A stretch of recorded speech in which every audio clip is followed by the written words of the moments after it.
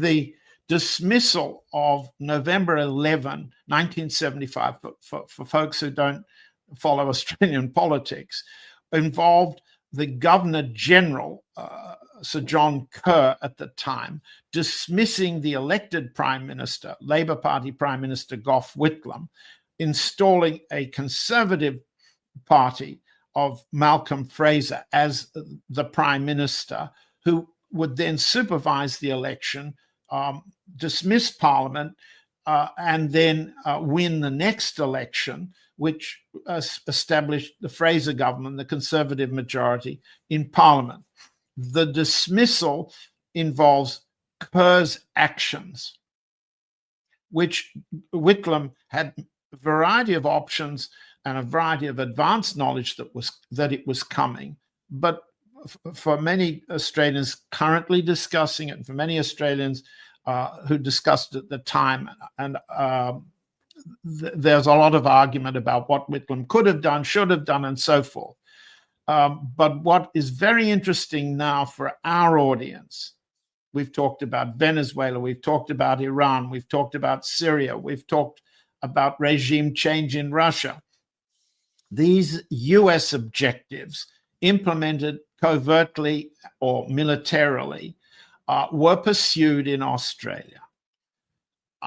There is a very great reluctance on the part of Australian media to acknowledge that the CIA played any role at all. And the fact that the Carter administration apologized is not noted in any of the current press coverage. There was the first dismissal. Let me explain it that way. The second dismissal is not discussed at all.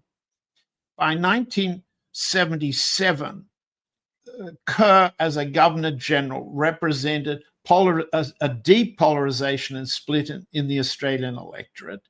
And he himself had become alcoholic. He could not cope with the job. And he had to be replaced. That was understood in the Fraser government. It was understood in the US government and in the British government. Each of them play influence in Canberra. What I know to have been the case is that the second dismissal was a scheme to remove Kerr and replace him with a new Governor General. This part I know because the new Governor General, Zelman Cowen, was my mother's brother, my uncle. And I very rarely write or talk about that individual. We were not on good terms. He's dead now.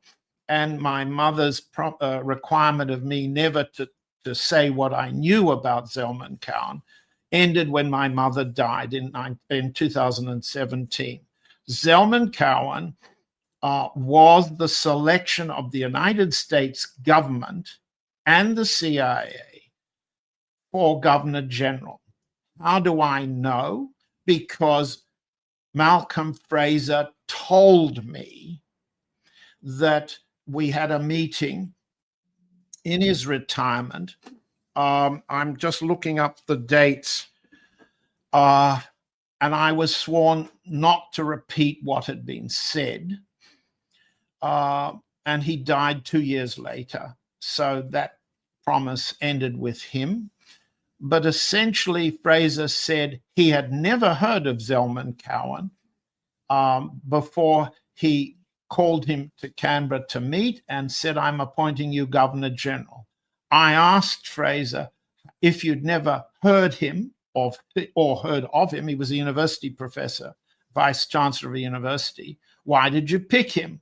He said to me that the choice of Cowen didn't come from him.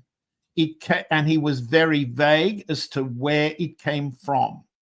Consequently, for the last 10 years or so, and in US federal court in Washington, I have been seeking the state and CIA documents relating to Zelman Cowen from before 77 through his entire governor generalship. They refused to hand them over. The man's dead. I've lost the court case, which went to Court of Appeal in District of Columbia. And the only documents ever released about Zalman Cowen relate to the menus at state dinners and where officials should stand when significant US officials arrive.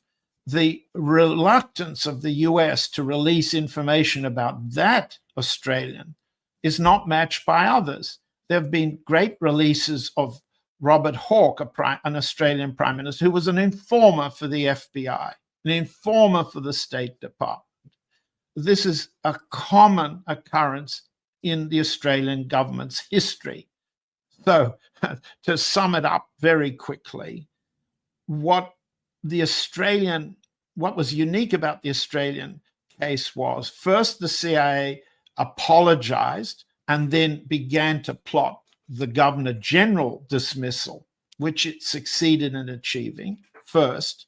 And second, when Australians discuss, as they have on this anniversary, could it happen again? The answer is it doesn't need to.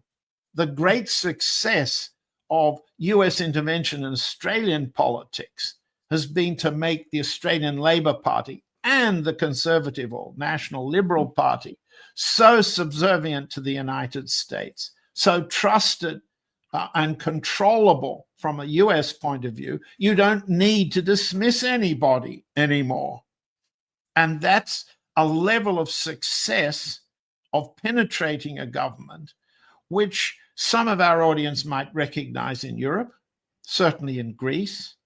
Some of our audience might recognize in the Americas. And what do we have against it? What do we have as resistant? Well, we have Iran. We have Russia. We have India. We have China. We have the Democratic People's Republic of Korea. We have Venezuela. These are the resisting countries which aren't covert operations successes the way it was in Australia. Yeah. Thank you so much, John. Thank you for having me. And we'll see you next week, and we'll see what exciting secrets spill out in the countries we've just been discussing. Yeah. Thank you.